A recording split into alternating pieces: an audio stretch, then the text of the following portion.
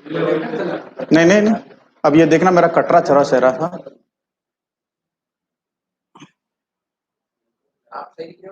हाँ मैं देख रहा हूँ ना सही, बस ठीक। एंड स्ट्रीम करूँ या चालू हो गए? जय हरसिम साथियों, मेरी आवाज आ रही हो तो इसमें थोड़ा सा यस यस लिखिए। मेरी आवाज आ रही है क्या आप सब लोगों को? एक बार आप सब इसमें यस लिखेंगे, यस आवाज आ रही क्लियर लिखेंगे। यस, चलिए ठीक है। क्योंकि पिछले 3 दिन से ये चैलेंज आ रहा था कि कोई भी यूट्यूब लाइव पे आ रहा था तो एक ही चैलेंज आ रहा था कि या तो आ नहीं पा रहा, या आवाज नहीं आ रही, या वीडियो नहीं हो रहा, वीडियो नहीं चल रहा। इसलिए मैं आपसे थैंक यू थैंक यू। चलो सबको आवाज क्लियर आ रही।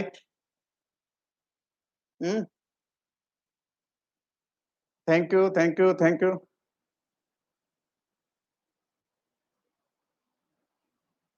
Very good sir, thank you thank you.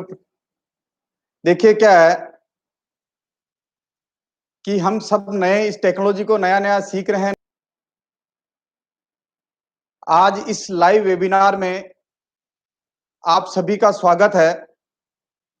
कुछ नए लोग भी होंगे और कुछ पुराने लोग भी होंगे। नए और पुराने सभी लोगों का मैं इस लाइव वेबिनार में सभी का स्वागत करता हूं। Most welcome in live webinar. आज हम अपनी बात शुरुआत करें। अभी इस समय जो देश में चल रहा है, इस कोरोना का लॉकडाउन, कोरोना का कहर, इस कोरोना के कहर में अभी तक कोरोना से सरकारें लड़ रही थी, लेकिन आने वाले समय में कोरोना से हमें लड़ना होगा। आने वाले समय में कोरोना से हमें लड़ना होगा। और पिछले कई दिनों से जो लोग घरों में बैठे हुए हैं, वो घरों में बैठे हुए लोग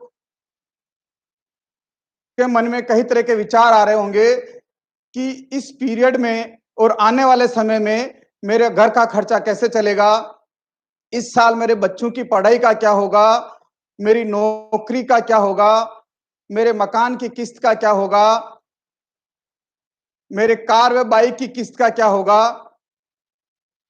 शेयर बाजार में काफी उतार चढ़ाव है उसका क्या होगा, पूरे देश में जिधर देखो उधर कोरोना की चर्चा हो रही, उसका क्या होगा, मेरे घर वाले रिश्तेदार और घर वाले वे रिश्तेदार लॉकडाउन में कहीं आखिर क्या होगा, कहीं मैं और मेरा परिवार कहीं कोरोना की चपेट में तो नहीं आ जाए, घर में राशन का जुगाड़ कैसे करूं, देश में इतनी नौकरियां जा रही, कल आने वाले समय मेरी नौकरी का क्या होगा, देश में प्रोडक्शन ठप है, देश में चारों तरफ लोग डरे हुए हैं, आने जाने का पता नहीं आने वाला समय कैसा होगा। विगत कई दिनों से लोगों के मन में इस तरह के विचार चल रहे हैं। और ऐसे समय में मेरा क्या होगा, मेरे भविष्य का क्या होगा, मेरे बच्चों का क्या होगा, मेरे माता पिता का क्या होगा, मेरी पत्नी का क्या होगा, मेरे बचत का क्या होगा, मेरी साख का क्या होगा, मेरी बच्चों की शादी का क्या होगा, मेरा क्या होगा, मेरे विश्वास का क्या होगा। दोस्तों ऐसे कई सैकड़ों मन में विचार चल रहे होंगे एक आम आदमी के मन में। और जब व्यक्ति घर पे रहता है ना, तो अकेला आदमी मन में कई तरह के विचार चलता है, नेगेटिव थॉट उसे बहुत जल्दी जकड़ जाता है।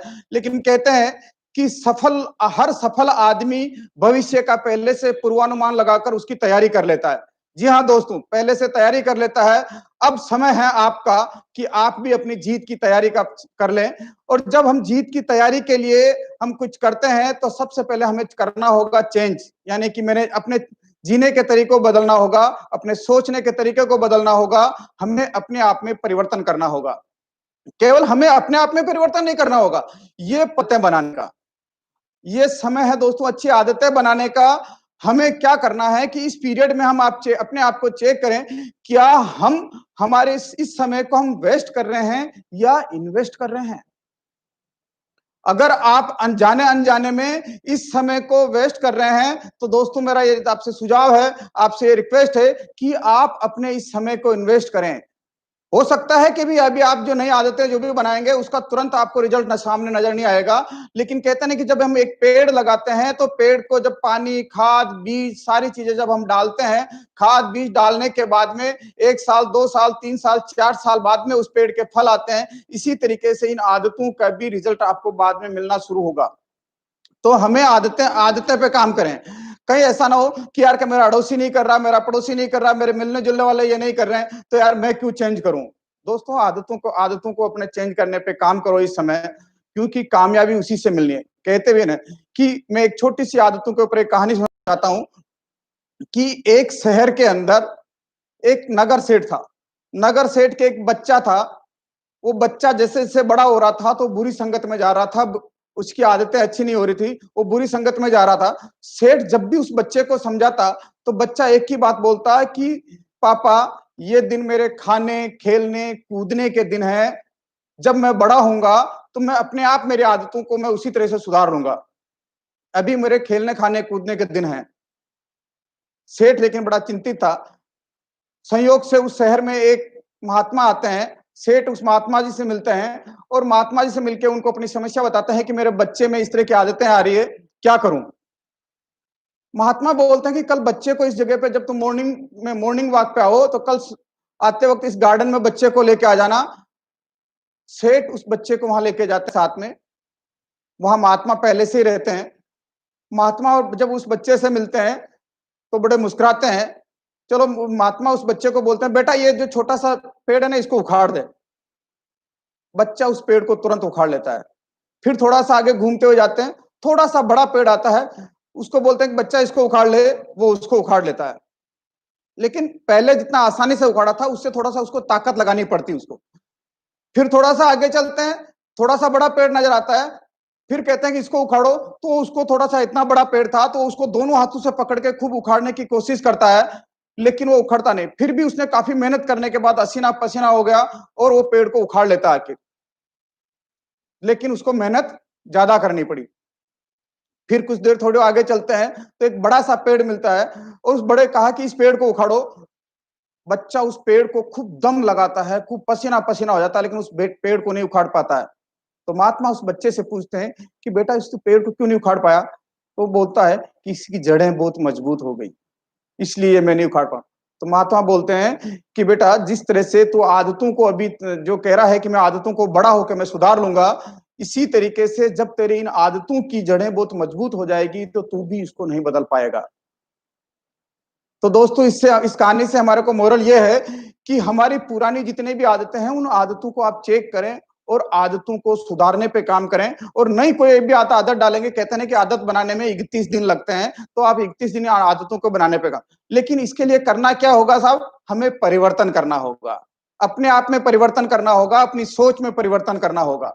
हमारी थॉट में परिवर्तन करना होगा, हमारे एटीट्यूड में परिवर्तन करना होगा, हमारे काम करने के तरीके में परिवर्तन करना होगा और हमारी एसोसिएशन संगत में परिवर्तन करना होगा।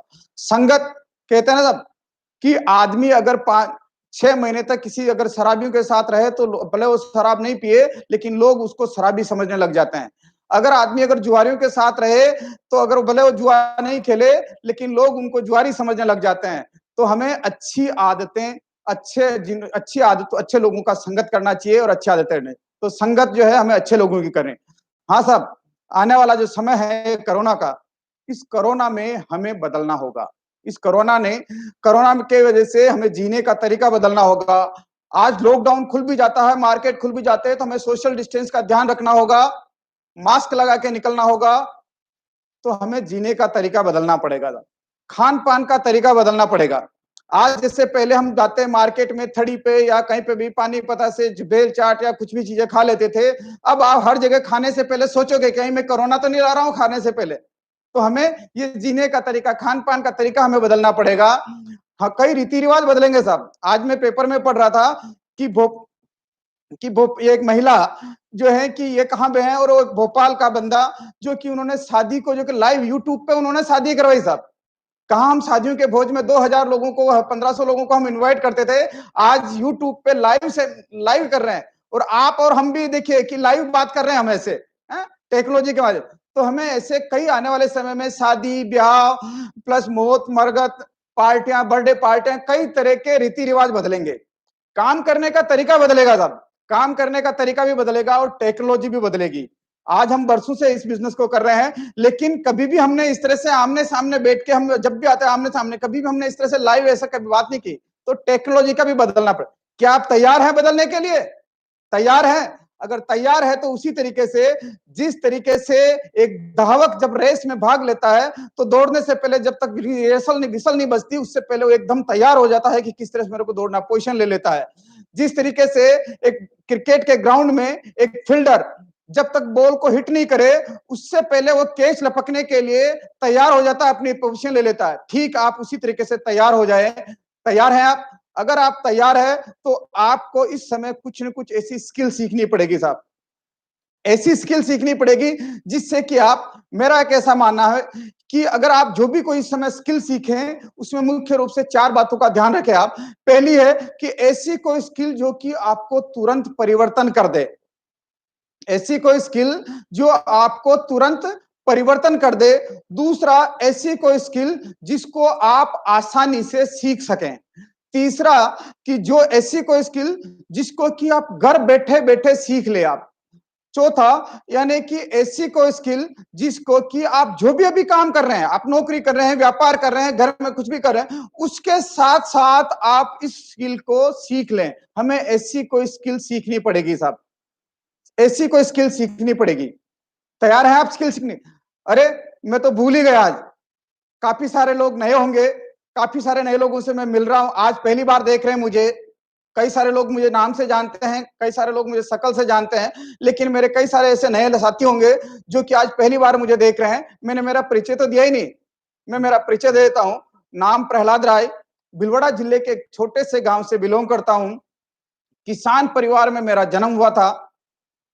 एक ऐसा गाँव जिस गाँव में आज दिन तक भी ग्रेजुएट लड़का मैं हूँ, या मेरी एक बिटिया है, एक मेरा भाई है।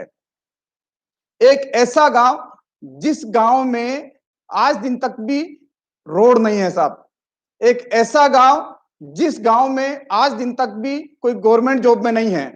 एक ऐसा गाँव जिस गाँव में आज दिन तक भी कोई बिजनेसमैन नहीं है साहब। एक ऐसे गाँव से बिलॉन्ग करता हूँ, किसान परिवार में जन्म हुआ, कक्षा 5 तक मैं गाँव में पढ़ा, उसके बाद मैं भिलवाड़ा आया और भिलवाड़ा पढ़ने लगा। जब कोई भी बच्चा गांव से जब शहर आता है, तो शहर की चकाचौंध देख के उसके मन में भी सपने जगते हैं साहब। जी हाँ, ऐसे मन में सपने जगते हैं और मेरे भी इसी तरह के सपने जगे मन कि मेरे भी एक अच्छा सा मकान हो, मेरे भी अच्छी सी गाड़ी हो, मैं मेरे बच्चों को अच्छी पढ़ाई पढ़ा सकूं, इस तरह के मेरे सपने जगे। लेकिन जब मैं छठी तक पढ़ा, 7वीं पढ़ा, 8वीं पढ़ा, 9वीं पढ़ा, जब मैं कक्षा 10 में पढ़ रहा था, तो एक दिन मेरे पिताजी ने बोला कि बेटा मैं तुझे नहीं पढ़ा सकता। मेरी उनसे पूछने की हिम्मत नहीं हुई, क्यों? लेकिन बाद में पता चला कि उनकी फिजिकल फिटनेस की वजह से उनको नौकरी से निकाल दिया। परिवार में सबसे बड़ा मैं था, परिवार का जिम्मा मेरे पर आ गया। मैं कपड़े की फैक्ट्री में कपड़ा काटने का काम करने लगा था। कपड़े को समेटना और ये करने का काम करने लगा। इस तरीके से मैं काम करता रहा। धीरे-धीरे काम करते, लेकिन पढ़ने की इच्छा थी, क्योंकि सपना वो था कि पढ़ लिख के बड़ा आदमी बनना है, पढ़ लिख के सरकारी नौकरी लगनी है। तो मैं 10वीं के बाद में 11th मैंने प्राइवेट पढ़ा, फर्स्ट ईयर मैंने प्राइवेट किया, सेकंड ईयर मैंने प्राइवेट किया, और जब सेकंड ईयर प्राइवेट करने के बाद थर्ड ईयर में प्राइवेट किया, और जब थर्ड ईयर प्राइवेट करने के बाद मैं एक दिन पेपर पढ़ रहा था, तो पेपर में एक लाइब्रेरियन डिप्लोमा की एक निकला था पर एडमिशन के लिए। मैंने वो वहां फॉर्म भरा और मेरा लाइब्रेरियन में सिलेक्शन हो गया। मैंने लाइब्रेरियन का डिप्लोमा किया और लाइब्रेरियन का डिप्लोमा करके मैं वापस आया, और वापस आने के बाद में जिस फैक्ट्री में मैं काम कर रहा था, उन सेठ जी के पास गया कि सर मेरा लाइब्रेरियन का डिप्लोमा पूरा हो गया और मुझे वापस काम करना है, नौकरी करनी है। तो उन्होंने मेरे से एक बात पूछी कि प्रहलाद तेरी ग्रेजुएशन भी कंप्लीट हो गई, अब तू बता कि वापस कैंची पकड़ेगा या कलम? कैंची यानी कि कपड़ा काटने का काम करेगा, या अकाउंटेंट, तेरी ग्रेजुएशन भी हो गई तो तू अकाउंटिंग का काम करेगा? तो मैंने कहा कि न तो मुझे कैंची पकड़नी है और ना मुझे कलम पकड़ना है, तो फिर क्या करेगा? तो मैंने कहा मुझे मार्केटिंग मार्केटिंग में लगना है। तो उन्होंने कहा कि मार्केटिंग में, जहां तू अभी पहले 3000 4000 रुपए तेरे को तनख्वाह मिलती है और तू मार्केटिंग में जाएगा, तेरे को 800 900 रुपए में फ्रेश है हमारे लिए। तू तेरे को मार्केटिंग का कोई नॉलेज नहीं, तू मार्केटिंग में जीरो है। मार्केटिंग का कोई नॉलेज नहीं तेरे को, बोले कपड़ा काटने का नॉलेज है, कपड़े के प्रोसेस चेकिंग करने का नॉलेज है, सावटने का नॉलेज है, लेकिन मार्केटिंग के लिए तू जीरो है। तो मार्केटिंग के लिए तेरे को अगर मार्केटिंग में लगता है तो 800 से 900 रुपए मिलेंगे। मैंने उनसे एक ही बात कही, अगर मेरे में कुव्वत होगी और मेरे में अगर एबिलिटी होगी, मेरे में क्वालिटी होगी, तो मैं तनख्वाह में बढ़वा लूंगा, आप मुझे मार्केटिंग में लगना। और मार्केटिंग में मेरे को ये सोच क्यों आई, इसके पीछे जब मैं अभी देखता हूं, तो जिस समय मैं कॉलेज वहां लाइब्रेरियन का डिप्लोमा कर रहा था, तो एक बुजुर्ग से प्रिंसिपल थे। प्रिंसिपल साहब ने एक बात बोली कि कोई भी व्यक्ति 35 से 40 साल की एज तक ही कोई नया काम करने की रिस्क ले सकता है साहब। 40 साल की एज के बाद में वो नया काम, किसी भी नए काम में हाथ नहीं डाल सकता। क्यों? कि 40 साल से की एज के बाद में उसकी सोशल लायबिलिटी भी बढ़ जाती है, उसके खर्चे बढ़ जाते हैं और उसके वर्किंग एफिशिएंसी कम हो जाती है। मैंने कहा ऐसा कर, तो कहा साहब कि 35-40 साल के एज के बाद में अगर उसके परिवार में, घर में माता पिता अगर बुजुर्ग हैं, बुजुर्ग हो जाते हैं, तो वो समाज में आ नहीं जा सकते हैं, तो अब समाज में भी उसको आना जाना पड़ेगा। उसके शादी हो जाती है, बच्चे हो जाते हैं, बच्चों को स्कूल में पढ़ाना होता है, कई तरह के माँ बाप के हॉस्पिटल के खर्चे हो जाते हैं, बीमारी के, तो दिन भर दिन उसके खर्चे बढ़ते जाते हैं। और प्लस टेंशन की वजह से जैसे जैसे एज फैक्टर आता है, एज फैक्टर की वजह से कार्य करने की क्षमता कम हो जाती है, खर्चे। तो 40-45 साल की एज के बाद में, 40 साल की एज के बाद में व्यक्ति काम नहीं करता, व्यक्ति की ब्रांड इमेज काम करती साहब। तो मैंने कहा कि यार मैं ग्रेडिंग में, जहां मैं कपड़ा काटने काम कर रहा था, मुझे इसमें ऐसा कोई स्कोप नहीं लग रहा था। फिर मैंने कहा अगर मैं अकाउंटिंग का काम करूंगा, तो मैं देखता था कि जो अकाउंटिंग वाले लोग अधिकांश से चिड़चिड़ा हुआ करते हैं, किसी को कुछ बात कुछ बोलो, वो आंखें भुआ चढ़ा के बात करते थे। तो मैंने कहा यार अकाउंटिंग का काम ही नहीं करना। मैंने हमेशा हंसते खुशते खेलते हुए देखा मार्केटिंग वालों को, तो मैंने कहा यार मैं मार्केटिंग में काम करूंगा। और मैंने मार्केटिंग में काम करना शुरू किया। मार्केटिंग में मैंने 900 रुपए से काम करना शुरू किया। 900 रुपए से लगा, 1 महीना काम किया, 2 महीने काम किया, तीसरे महीने मैंने सेठ जी के सामने जाके खड़ा हो गया, साहब मेरी तनख्वाह बढ़ाओ। ऐसे करते करते 92 तक मेरी सैलरी हो गई थी साहब 4200 रुपए। उस जिस समय 92 में 4200 रुपए हुई, उसी समय मैंने जो लाइब्रेरियन का डिप्लोमा करके आया, उससे मेरे पास एक इंटरव्यू के लिए कॉल लेटर आता था, संस्कृत विद्यापीठ जयपुर। जी हाँ साहब, संस्कृत विद्यापीठ जयपुर से कॉल आता है कि साहब आपके पास इतनी तारीख को आके, लगभग मुझे याद है कि 14 जुलाई के आस 14 जुलाई थी से 14 जुलाई को मेरा वहां 14 जुलाई 1992 को संस्कृत विद्यापीठ जयपुर में आके मेरा इंटरव्यू था। वहां इंटरव्यू के लिए अब मेरे सामने दो तरह था कि मैं सरकारी नौकरी चुनूं या जो प्राइवेट सेक्टर में मार्केटिंग में जो मैं काम कर रहा था मैं उसको चुनूं। मैंने देखा कि जो 91 90 के 90 के आसपास के जो थर्ड ग्रेड के टीचर मेरे कुछ मिलने वाले जो मेरे क्लासमेट थे वो लगे थे, उनकी सैलरी का पे स्केल था 6-6.5 हजार रुपए।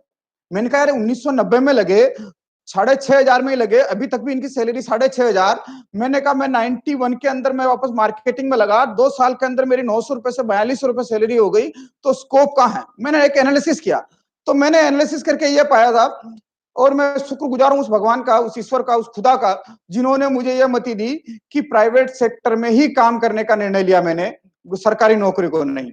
क्योंकि उस समय मैंने यह निर्णय देखा कि सरकारी नौकरी में जो भी आपको पैसा मिलता है, आपकी डिग्री के हिसाब से पैसा मिलता है साहब। जी हाँ, आप कितने घंटे काम करते हैं, आपने कितनी एबिलिटी है, आप कितनी मेहनत से काम करते हैं, सिर्फ आपकी डिग्री के हिसाब से पैसा मिलता है।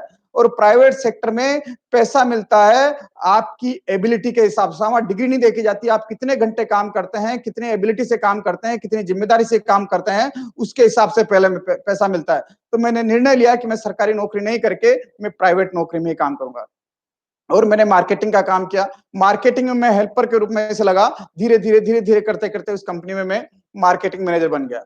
अब मार्केटिंग मैनेजर जब उस पोस्ट पे आया, तो मेरे लगा धीरे धीरे काम करता रहा, और उसी समय अगस्त 2000 में मेरे जीवन में यह आरसीएम बिजनेस आया। आरसीएम बिजनेस आया। आरसीएम बिजनेस जिनके माध्यम से मिला, मैं एक बार जोर चाहूंगा आपको जोरदार ताली उनके लिए, मिस्टर बीडी करवा जी के लिए। बीडी करवा जी से मेरे को यह बिजनेस मिला, और मैंने पहले महीने इस बिजनेस को ज्वाइन किया। और ज्वाइन करने के बाद जब मैंने पहले महीने कुछ काम किया, और काम करने के बाद पहले महीने मेरे की इनकम आई 546 रुपए। 546 रुपए की इनकम आई। फिर दूसरे महीने काम किया, दूसरे महीने लगभग 6 हजार रुपए की इनकम आई। दूसरे महीने काम करने के बाद फिर तीसरे महीने काम किया, तीसरे महीने लगभग 12 से 13 हजार रुपए की इनकम आई। जो ही मेरे 12 से 13 हजार रुपए की इनकम आई, जिस कंपनी में मैं काम कर रहा था, उन सेठ जी ने बोला कि प्रहलाद या तो आरसीएम करेगा या नौकरी करेगा। अब मेरे पास निर्णय था कि आरसीएम करूँ या नौकरी। लेकिन मैंने जैसा कि आपको पहले बताया था कि मेरा एक किसान परिवार से मैं बिलॉन्ग करता हूँ। मेरा जॉइंट फैमिली थी और मेरे पास लायबिलिटीज़ थी, क्योंकि पिताजी नौकरी नहीं करते थे, परिवार बड़ा था। तो मैंने निर्णय लिया कि मैं क्या करूँ?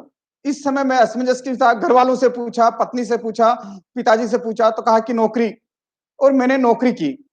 नौकरी को नहीं चुना, मैंने नौकरी करता रहा और नौकरी करते-करते जब 1 महीना, 2 महीना, 3 महीना, 5 महीना, 6 महीने तक मैंने इस तरह से नौकरी की। लेकिन संयोग से 26 जनवरी 2001 को 26 जनवरी 2001 को जिस दिन उस कच्छ भुज में भूकंप आया था, उसी दिन मैंने मेरी नौकरी को रिज़ाइन किया किसी कारणवश। नौकरी को रिज़ाइन किया, अब नौकरी को रिज़ाइन किया तो क्या है कि जो 6 महीने तक मैंने आरसीएम को किया नहीं था, तो हुआ क्या कि जिन लोगों को मैंने जॉइन करवाया था, उन लोगों को मैं सपोर्ट नहीं कर पाया, उन लोगों को मैं आगे कुछ हेल्प नहीं कर पाया, तो वो सारे के सारे बिज़नेस जो है लोग, उन लोगों ने भी काम करना बंद किया और मेरा बिज़नेस वापस ज़ीरो हो गया बिल्कुल। लेकिन अब मैंने कहा मैं क्या करूँ?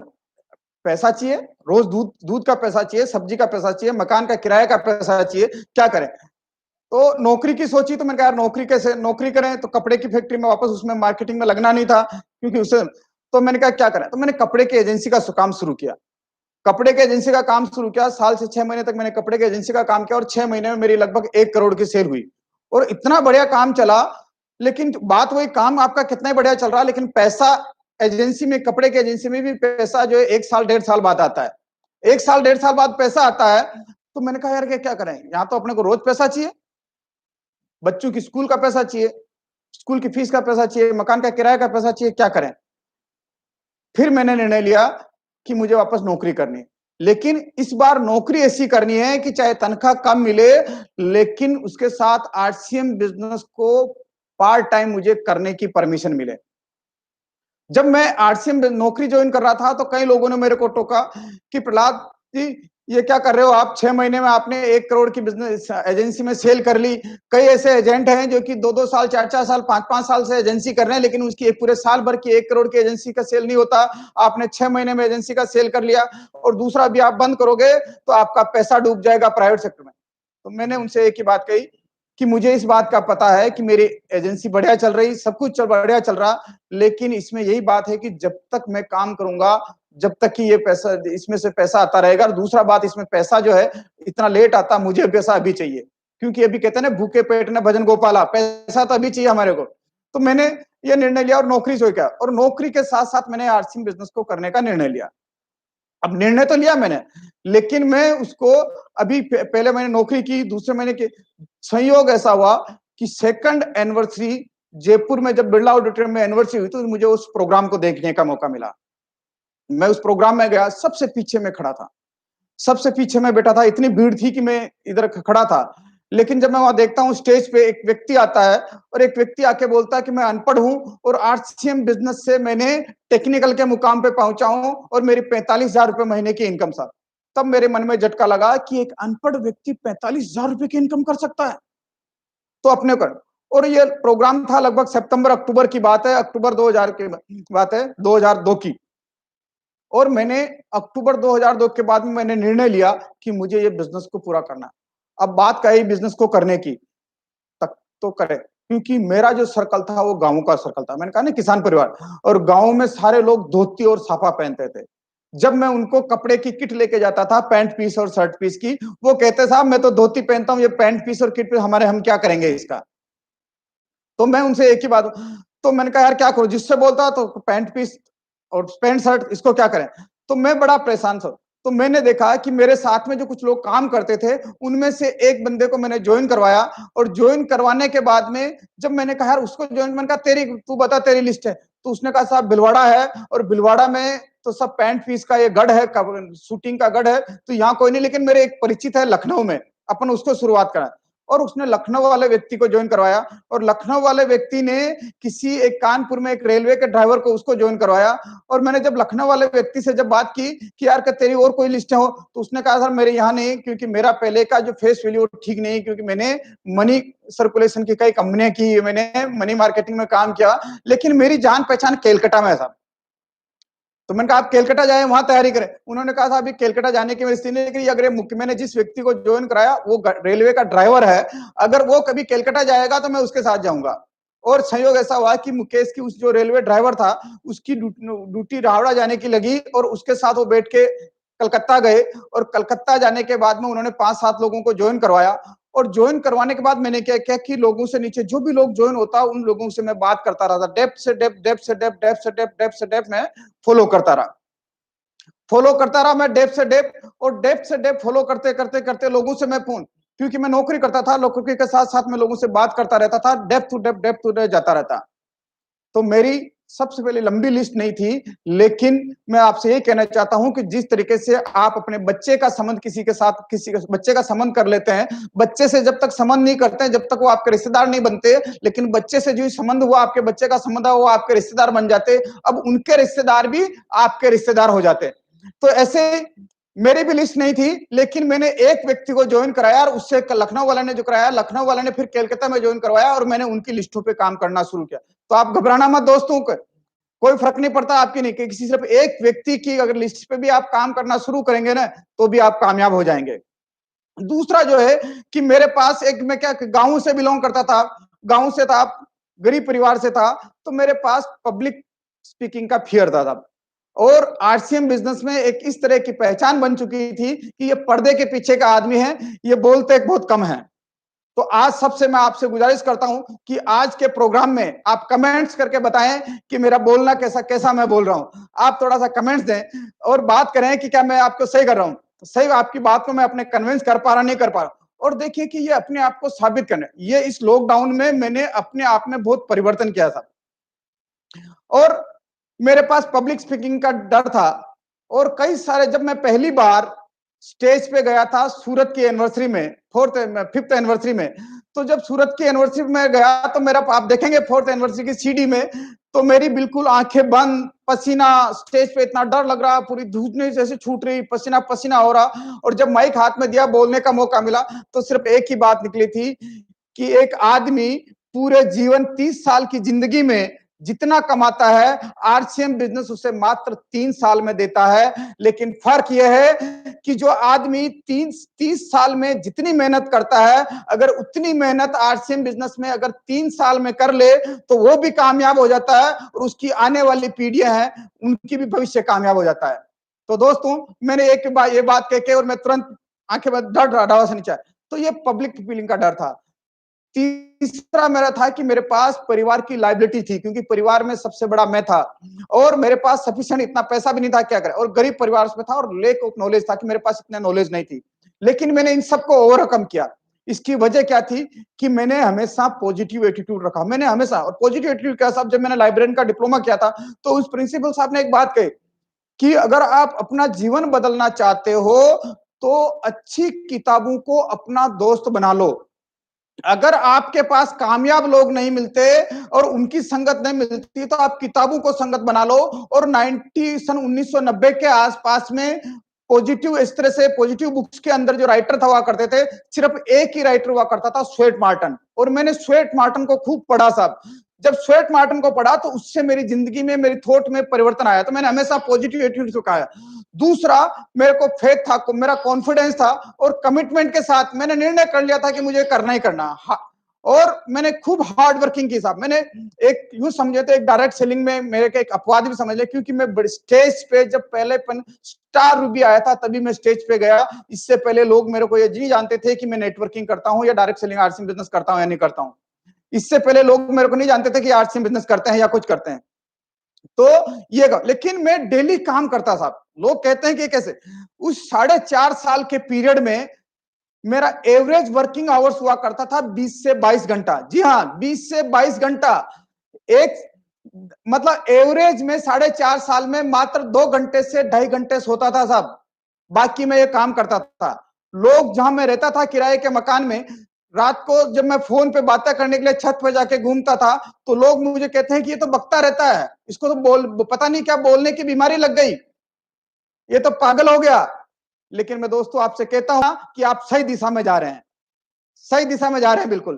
तो मैंने खूब हार्ड वर्किंग की साहब, और मैंने एक रेस्पॉन्सिबिलिटी ली, जिम्मेदारी के साथ किया। और फोकस ऑन बिजनेस। मैंने पूरा फोकस बिजनेस पर रखा और नौकरी और फोकस में।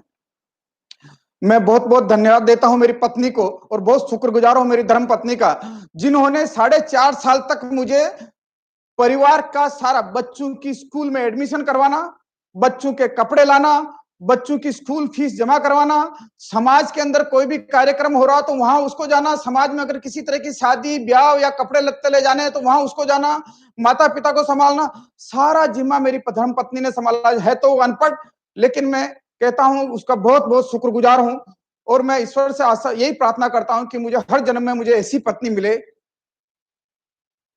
जिन्होंने मेरा कदम से कदम मेरा साथ दिया और मैंने मेरा फोकस पूरा बिजनेस पे रखा।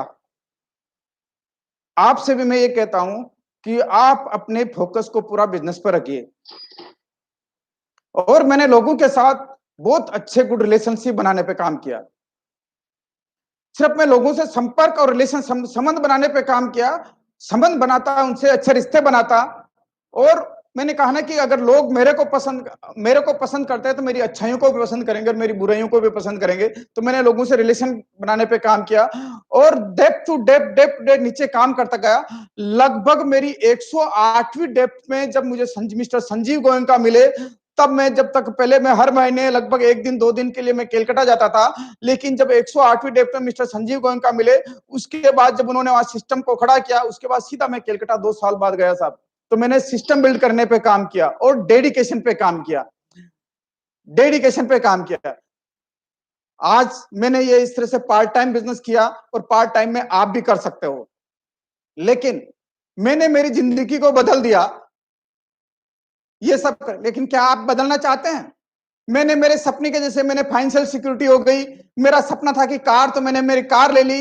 मेरा पहले गांव में घर था, कच्चा मकान था तो कच्चे से पक्का बना दिया।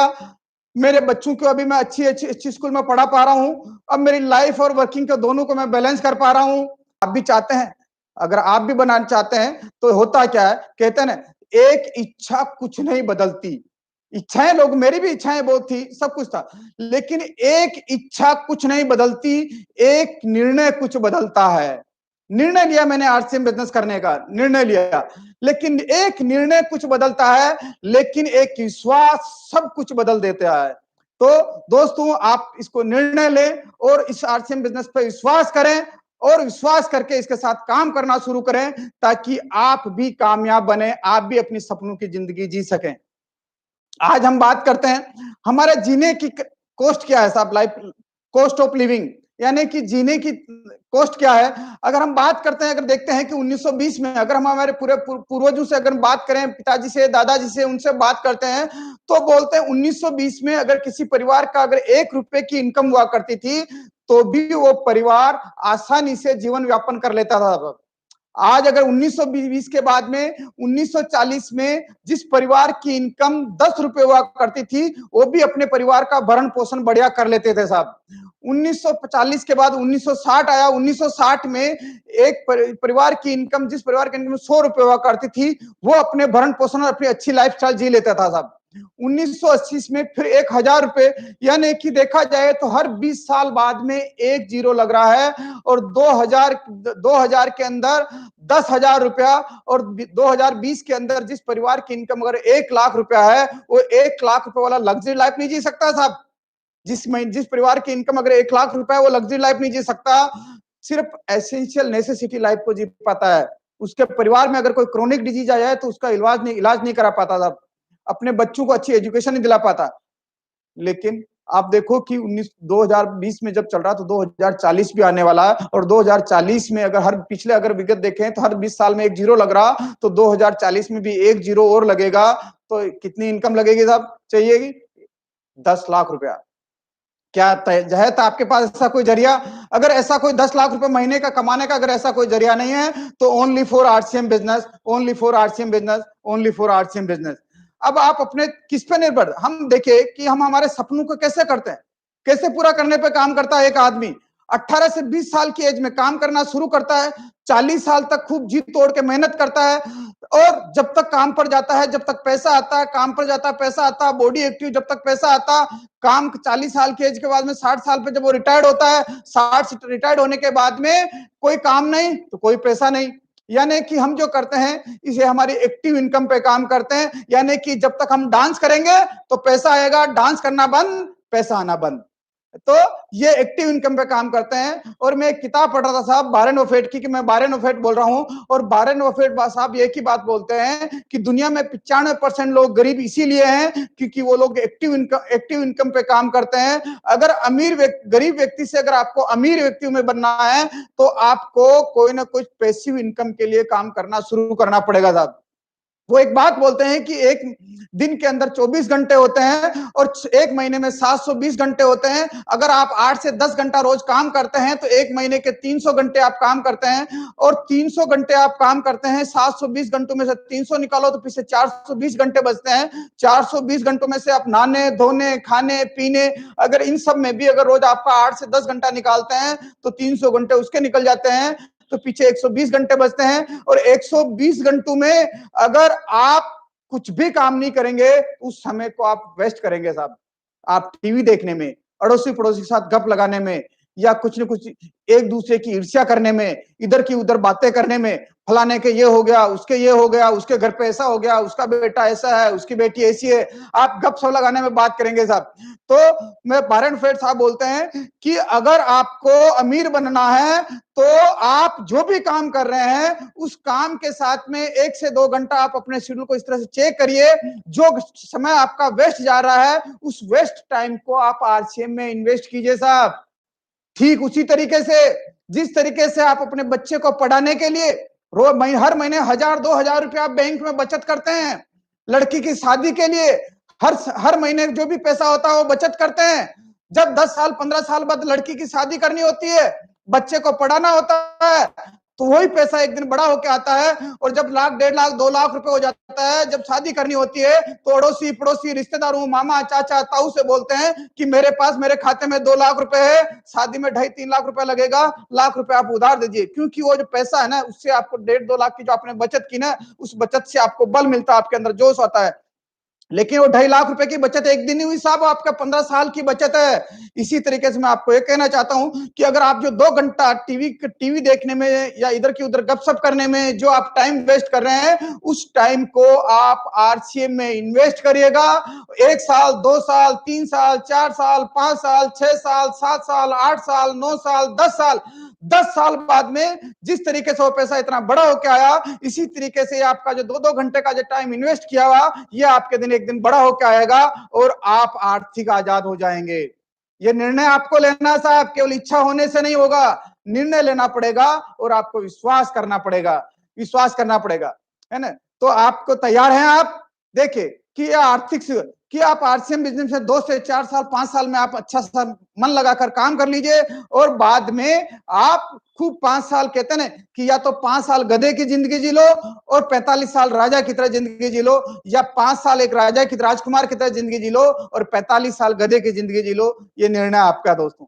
आपको अगर 5 साल इस आरसीएम बिजनेस में खूब एफर्ट्स लगा सकते हो तो जी हाँ, आप इसमें पैसिव इनकम पा सकते हैं। मैं एक बहुत बड़ा उदाहरण देता हूं आपको।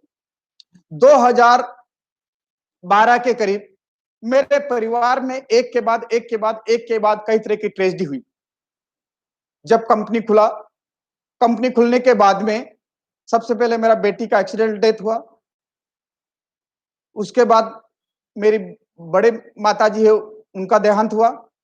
फिर उस सदमे से मैं उभर के आया, और उसके बाद मेरी माताजी है वो गिर गई तो उनके कुल्ले का फ्रैक्चर हो गया। वहां उनसे उभरने के बाद फिर क्या हुआ कि मेरे बड़े पिताजी वो एक्सपायर हो गए। फिर उस सदमे से उभरा, कुछ कुछ दिन और निकले, साल 2 साल निकले, और 16 अप्रैल 2016 को मेरी माताजी गिर गई। मेरी माताजी गिर गई तो उनको हॉस्पिटल एडमिट करवाया।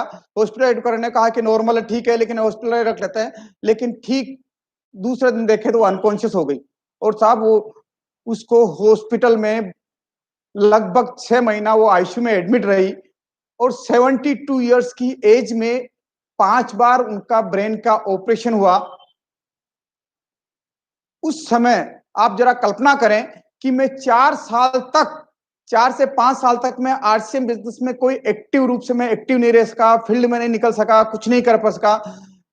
लेकिन ये शुक्रगुजार हूं उस परमात्मा का, जिस समय उन्होंने मेरे को ये निर्णय, ये मति दी कि मैं आरसीएम बिजनेस को करूं और इसको ज्वाइन करके इसमें काम किया। और जब मैंने ये इस पे देखा कि उस 5 साल तक मुझे हर महीने आरसीएम से पैसा आ रहा था। अब मैंने अपने आप को रियलाइज किया, देखा कि अगर चाहे मेरा कितना भी बड़ा शोरूम होता, अगर मैं 5 साल तक उस शोरूम के शटर को अगर मैं ऊपर नीचे नहीं करता, तो क्या मेरे इनकम आती? जी हाँ, कोई इनकम आती? आप जवाब दिए, मैं देखो नहीं आती साहब।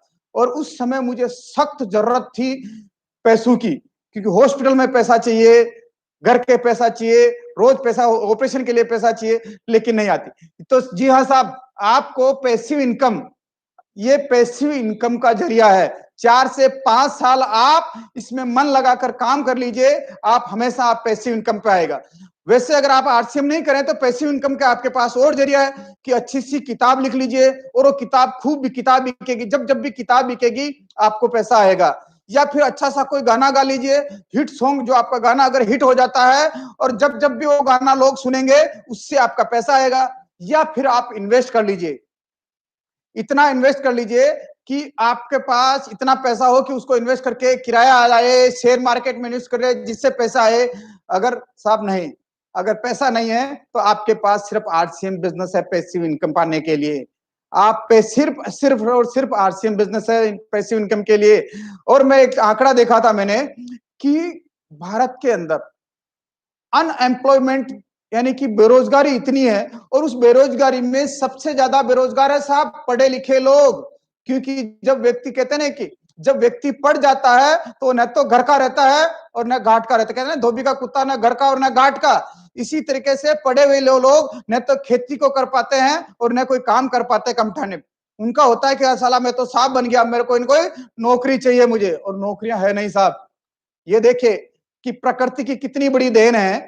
प्रकृति देखिए कि कितना अपने आप को, आप यूं देखें कि कितना इस तरह से प्रकृति का देन है कि पहले व्यक्ति पढ़ लिख कर गांव से शहर की तरफ गया और शहर में आके नौकरियां धंधा करने लगा।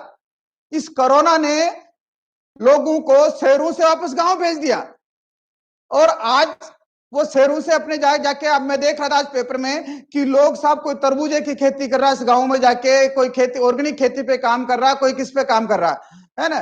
तो देखिए कि आपको जो है कि अपने पास स्किल जो है कि हमें अनएम्प्लॉयमेंट है, और इस समय सबसे बढ़िया मौका है साहब। लोगों के पता नहीं, लोगों के मन में जितने बेरोजगार लोग बैठे हुए हैं, आने वाले समय में भारत के अंदर 13 से 14 करोड़ लोगों की नौकरियां जाएगी। 13 से 14 करोड़ लोगों की नौकरियां जाएगी, वो सारे के सारे आपके बिजनेस में आएंगे। जो भी आज नए लोग हैं उन्होंने आज निर्णय लिया आने का, क्योंकि वो पॉजिटिव सोच रहे हैं। और बाकी आप इस लॉकडाउन के दौरान में लोगों के ग्रे क्लेश, लोगों को नींद नहीं आ रही, लोगों को चिंता हो रही, क्या करूं क्या नहीं करूं, लेकिन आपके पास ये मौका है, क्योंकि आरसीएम बिजनेस आप करोगे तो आप हमेशा अच्छा सोचोगे, अच्छा बोलोगे, अच्छा दिखोगे आप। तो आप ये करो। और साहब देखिए कि जैसा कि अभी मुकेश जी बता रहे थे ना, वो बोतल की छेद में बहुत है, और इसी तरीके से जब पैसा आने का आपके पास सिर्फ एक ही तरीका है, जाने के आपके पास कई तरीके हैं, छेद इतने हैं तो बोतल आपकी भरती नहीं, आपका मटका भरता नहीं। तो अगर मटके को भरना है, आप कितनी भी मेहनत करें, कितना भी कुछ करें, उसके छेद इतने हैं। अगर आपको अमीर बनना है तो उसमें आवक को भी बढ़ाना पड़ेगा। तो आप निर्णय ले, आज आरसीएम बिजनेस करने का साहब निर्णय ले, है ना। अब बात करें, कुछ नए साथी भी हो गए साहब, तो मैं क्या, देखिए कि कोई भी कंपनी अगर प्रोडक्ट बनाती है, ट्रेडिशनल बिजनेस में क्या होता है, कोई भी कंपनी प्रोडक्ट बनाती है, प्रोडक्ट बनाने के बाद वो एक सीएंडएफ एजेंट नियुक्त करती है। सीएंडएफ एजेंट एक डिस्ट्रीब्यूटर को नियुक्त करता है, डिस्ट्रीब्यूटर से एक होलसेलर माल लेके जाता है, होलसेलर से एक रिटेलर लेके जाता है। लेकिन जब रिटेलर माल लेके जाता है तो रिटेलर एक बात कहता है कि कौन से प्रोडक्ट का एडवर्टाइजमेंट आ रहा, उससे ग्राहक कौन से एड को देख के कौन सा प्रोडक्ट मांग रहे हैं वो उसी प्रोडक्ट को लेके आता है। तो रिटेलर जब लेने जाता है तो कहता साहब ऐड करो, देन एडवर्टाइजमेंट आता है उस प्रोडक्ट का, एडवर्टाइजमेंट होने के बाद में वो प्रोडक्ट आपके पास पहुंचता है साहब।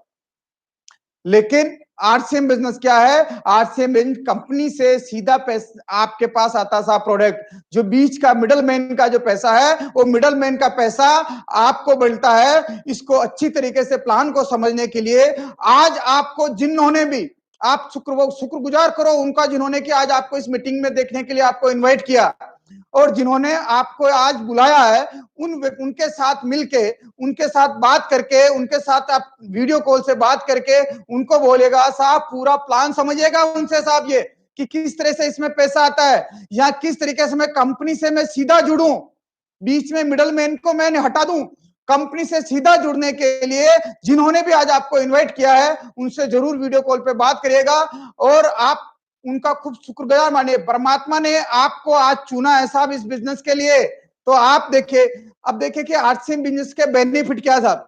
ये आरसीएम के अंदर जीरो इन्वेस्टमेंट है साहब, जीरो इन्वेस्टमेंट, इसमें कोई इन्वेस्टमेंट नहीं है। अरे बिजनेस है और इसमें कोई इन्वेस्टमेंट नहीं है, ऐसा कभी हो सकता है क्या साहब? बिल्कुल जी हाँ, ऐसा ही है। ये जीरो इन्वेस्टमेंट का बिजनेस है साहब, जीरो इन्वेस्टमेंट, इसमें किसी तरह की कोई रिस्क नहीं। जब इन्वेस्टमेंट ही जीरो है तो रिस्क किस बात की? रिस्क नहीं है इसमें, और इसमें जीरो इन्वेस्टमेंट है, किसी तरह की कोई रिस्क नहीं है और आप अनलिमिटेड इनकम इसमें कमा सकते हैं साहब, अनलिमिटेड इनकम कमा सकते हैं।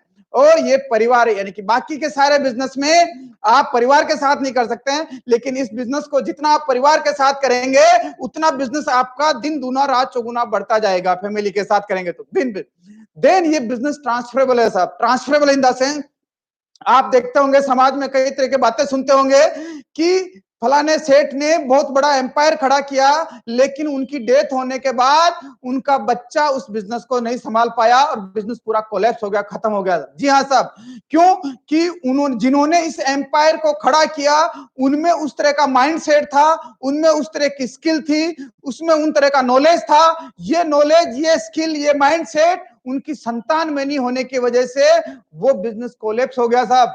लेकिन आरसीएम बिजनेस में ऐसा नहीं है साहब। आरसीएम बिजनेस में ये अगर हमारे, जैसे कि मैं बोलता हूं अगर मेरी डेथ भी हो जाती है इसका मतलब नहीं है कि मेरा बिजनेस बंद हो जाएगा। क्यों कि मेरी डेथ हो गई, लेकिन इस तरह की हर तरह की सिस्टम जो यूनिक एजुकेशन सिस्टम है इसकी हर शहर में मीटिंग होती है, हर शहर में सेमिनार होता है, हर शहर में ट्रेनिंग होती है। पूरे भारत में इतने सारे पिकअप सेंटर खुले हुए हैं, बहुत सारे लोग हैं, तो क्या होगा कि यहाँ सिस्टम काम करता है साहब। वो ट्रेडिशनल बिजनेस व्यक्ति प्रधान बिजनेस होता है और ये आरसीएम बिजनेस सिस्टम प्रधान है। अगर मैं नहीं रहूंगा तो भी ये सिस्टम काम करेगा। ये बिजनेस साहब ट्रांसफरल, अगर मेरे बच्चे में उस तरह की स्किल या उस तरह की नहीं है, धीरे धीरे सीखेगा, सब कुछ हो जाएगा, लेकिन उसका बिजनेस कोलैप्स नहीं होगा साहब, बिजनेस बढ़ता जाएगा। क्योंकि जिन लोगों ने स्किल सीखी हुई है, जिन लोगों ने काम कर रहा था, सिस्टम काम करता है साहब, तो ये बिजनेस ट्रांसफरेबल है। और इसमें ऐसा कुछ भी नहीं है कि कोई अनपढ़ है। आप कोई भी मोबाइल का बिजनेस करते हो तो सबसे पहले मोबाइल कहां से खरीदना है, किस रेट में आता है, किस में बेचना है। किराना की दुकान पर अगर किराना का सामान करते हैं तो आपको उसका नॉलेज लेना पड़ता है। आप जो भी काम करते हैं साहब उसमें आपको उस धंधे की नॉलेज लेनी पड़ेगी, और इसमें धंधे की नॉलेज के लिए बिना अगर आप धंधा करोगे तो धंधा नहीं चलेगा साहब। लेकिन आरसीएम बिजनेस में कोई ऐसा एक्सपीरियंस की जरूरत नहीं है साहब। यहाँ आप जिस व्यक्ति के साथ ज्वाइन हो रहे हैं, यहाँ सिस्टम सिखाता है, लोग सिखाते हैं, बाकी के बिजनेस में सिखाते नहीं। तो यहाँ इसमें एक्सपीरियंस के, किसी तरह के एक्सपीरियंस की जरूरत नहीं है। और ये जी हाँ, ये पैसिव इनकम वाला बिजनेस, जिसे कि मैंने आपको पहले बताया कि पैसिव इनकम वाला बिजनेस है और ये पार्ट टाइम का बिजनेस साहब। मैंने भी इस बिजनेस को 4.5 साल तक पार्ट टाइम किया साहब, 4.5 साल तक पार्ट। जिस समय मैं स्टार रूबी आया उसी समय मैंने इस बिजनेस को फुल टाइम करना शुरू किया साहब। और मैंने फुल टाइम करना शुरू किया तो ये बिजनेस को आप पार्ट टाइम कर सकते हैं। जो भी काम कर रहे हैं आप, नौकरी कर रहे हैं, धंधा कर रहे हैं, व्यापार कर रहे हैं, कुछ भी कर रहे हैं, लेकिन उसमें से 1 से 1.5 घंटा नियमित, 1 से 1.5 घंटा नियमित, जी हाँ साहब, रोजाना। ऐसा नहीं कि एक दिन किया फिर 6 दिन रुक गए फिर वापस 10 दिन बाद किया, नहीं साहब, नियमित रोज करना पड़ेगा साहब। ये उसी तरीके से जिस तरीके से एक ट्यूबरक्लोसिस के पेशेंट को लगातार 6 महीने तक रोज टेबलेट लेना पड़ता है, इसी तरह इस बिजनेस को भी कंसिस्टेंसी आप नियमित 1 से 1.5 घंटा। ये बिजनेस साहब आपसे टाइम नहीं मांगता, ये बिजनेस सिर्फ आपसे प्रायोरिटी मांगता साहब। आप 1 से 1.5 घंटा इसको आप नियमित करते रहे। आने वाला जो समय देखिए कि इस कोरोना की वजह से देश में बहुत आर्थिक मंदी आएगी। पूरा टूरिज्म इंडस्ट्रीज पूरी की पूरी खत्म होने वाली है। कई तरह के उसमें लॉसेज है। एविएशन इंडस्ट्रीज में काफी लॉसेज हैं। प्लस आप देखें रिटेल इंडस्ट्रीज में, रेस्टोरेंट इंडस्ट्रीज में, रियल एस्टेट में, शेयर मार्केट में, राइड हीलिंग इंडस्ट्रीज में, स्टॉक मार्केट में, प्रोडक्शन इंडस्ट्रीज में, ऑटोमोबाइल इंडस्ट्रीज में आपको देखिए कि कई तरह के जो ये सारी इंडस्ट्रीज में काफी सारी मंदी आने वाली है और कई तरह के बेरोजगार लोग होंगे। लेकिन आप देखिए आरसीएम का डिस्ट्रीब्यूटर को जब आप देखेंगे अभी तो सबके चेहरे पे मुस्कान है साहब। आप जी हाँ, आप जितने भी लोग लाइव दे आ रहे होंगे आपको लग रहा होगा सबके चेहरे पे मुस्कान, सबके चेहरों के ऊपर। ये है पावर है आरसीएम बिजनेस की। तो आप देखिए कि आरसीएम बिजनेस आपको एक छत के नीचे सब कुछ देता है साहब। निर्माता से उपभोक्ता का सीधा संबंध संपर्क देता है साहब। इसमें विज्ञापन और वितरण की कोई नहीं है साहब। कम लागत होने, जैसे कि आपने मुकेश जी की वीडियो देखा होगा साहब, कम लागत इसमें, क्योंकि इसका मैन्युफैक्चरिंग प्रोडक्ट खुद कंपनी बनाती है साहब, तो इसकी लागत कम आती है, इसीलिए कम रेटों में इतना प्रोडक्ट, बढ़िया प्रोडक्ट दे सकता है साहब। और इसमें कोई भी प्रतिस्पर्धा नहीं है साहब। इसमें कोई आपके साथ में प्रतिस्पर्धात्मक नहीं है।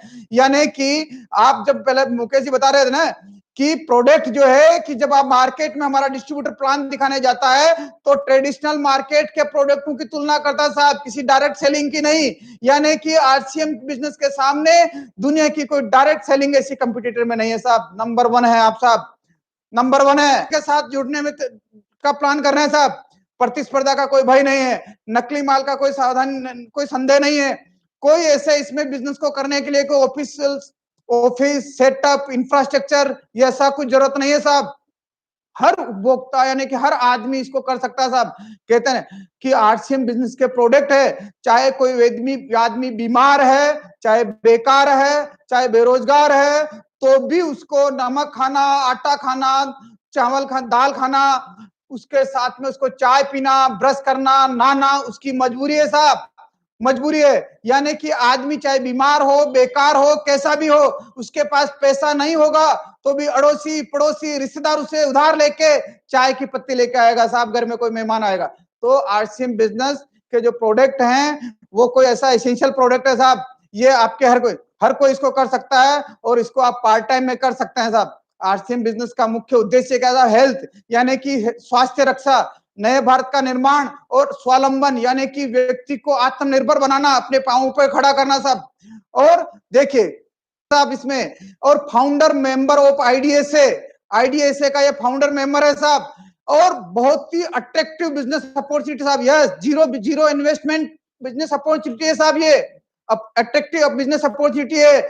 और कई तरह के आरसीएम के जो प्रोडक्ट है उन प्रोडक्टों पे, उन ब्रांड वालों के प्रोडक्टों के साथ हमारे कई तरह के अवार्ड मिले हुए साहब, अवार्ड मिले हुए हैं और मैन्युफैक्चरिंग से सर्टिफाइड है साहब, बढ़िया एकदम। और हमारे पास जो प्रोडक्ट हैं इसमें पर्सनल केयर के प्रोडक्ट हैं, हेल्थ केयर के प्रोडक्ट, फूड एंड ग्रोसरी के प्रोडक्ट हैं, होम एंड किचन के प्रोडक्ट हैं, हाउस होल्ड के प्रोडक्ट हैं, मींस फैशन के, हेल्थ केयर ग्रोसरी के प्रोडक्ट हैं, होम एंड किचन के प्रोडक्ट हैं, हाउस होल्ड के प्रोडक्ट हैं, मींस फैशन के प्रोडक्ट है, वुमेन्स फैशन के प्रोडक्ट हैं, किड्स अपीयरेंस हैं, बैग एंड एक्सेसरीज हैं, फुटवियर हैं, कॉस्मेटिक हैं, बेडशीट्स हैं, एग्रीकल्चर के प्रोडक्ट हैं और कई तरह के टूल्स हैं साहब। ये जो है कहते हैं ना गुड मॉर्निंग से लेके गुड नाइट तक के प्रोडक्ट हैं साहब, है ना। टीसीजी का विजन क्या है कि देखिए कि डायरेक्ट सेलिंग की हिस्ट्री में बेस्ट प्लान है साहब, जनरेशन प्लान, सबसे ज्यादा पैसा। जो कि आपने एक वीडियो देखा होगा कि हमारे प्लान में लोग कहते हैं कि पैसा नहीं है, मुकेश जी का आपने वीडियो देखा होगा। तो बेस्ट प्लान है साहब, ये आरसीएम बिजनेस का जो प्लान है बेस्ट प्लान है। और लाइफ टाइम यानी कि टाइटल, यानी कि आपने जिस तरीके से आपका पिताजी का मकान है, पिताजी नहीं रहते, वो मकान आपके नाम पे ट्रांसफर हो जाता, आप नहीं रहते हैं, आपके बच्चे के नाम पे ट्रांसफर हो जाता साहब। ये बिजनेस ट्रांसफरेबल है, जनरेशन टू जनरेशन का बिजनेस है साहब।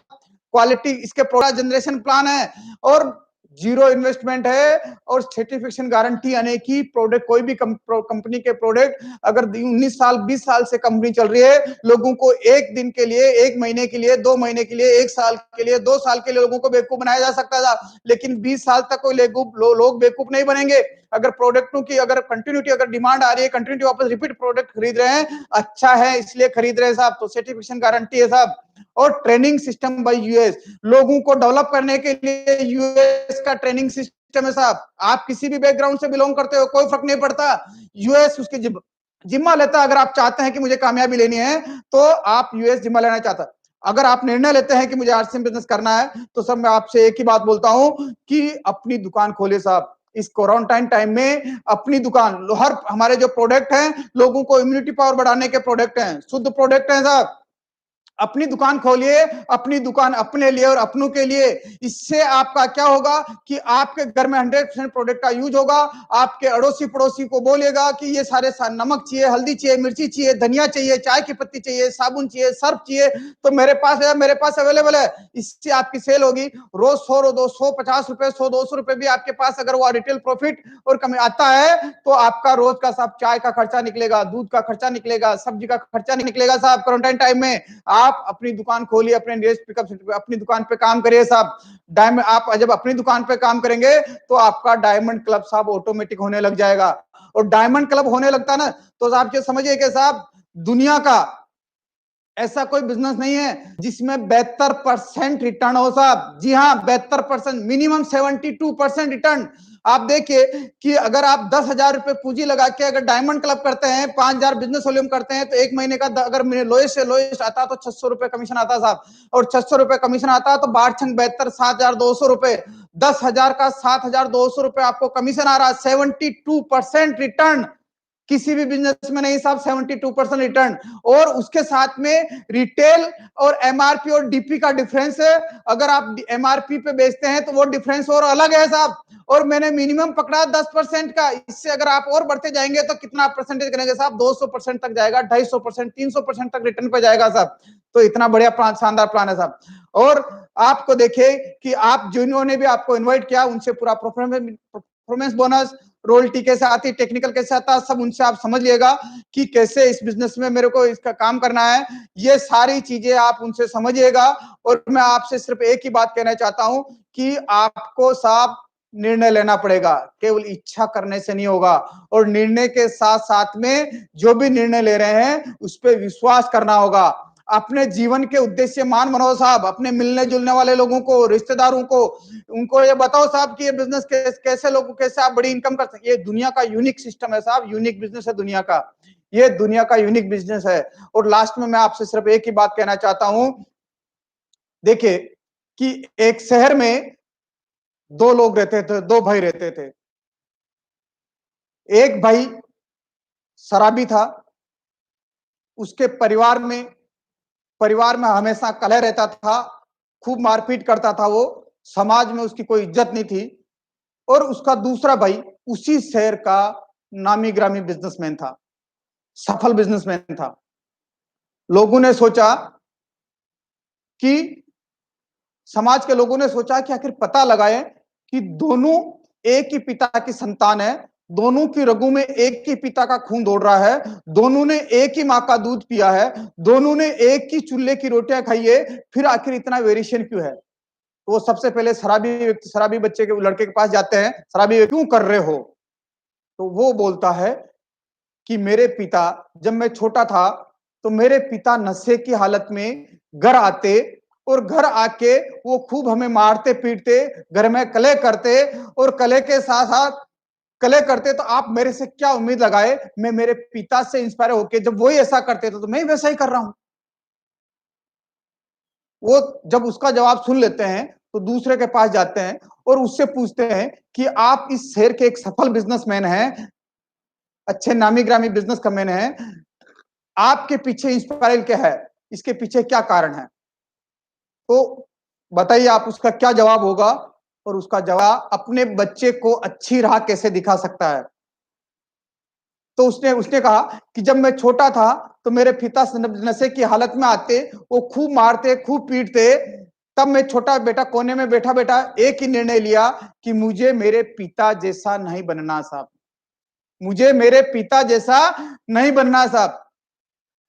तो इससे कोई फर्क नहीं पड़ता कि हालात से, आपकी कैसे हालात से हो, आपके कैसे माहौल से हो, ये सिर्फ आपके निर्णय पे और आपकी सोच पे फर्क पड़ता है। आपके हालात कैसे भी हो, आप कैसे भी हालात में हो, लेकिन अगर आपने सोच लिया कि मुझे कामयाब होना है, तो आप कामयाब हो सकते हैं साहब। अपनी सोच को बदलो ताकि आप कामयाब हो जाए।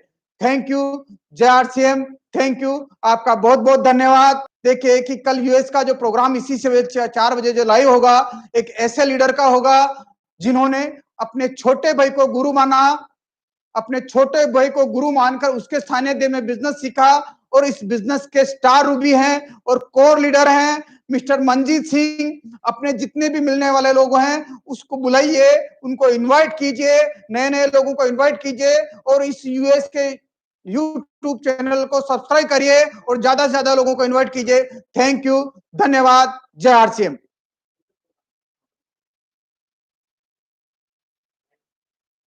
हम्म।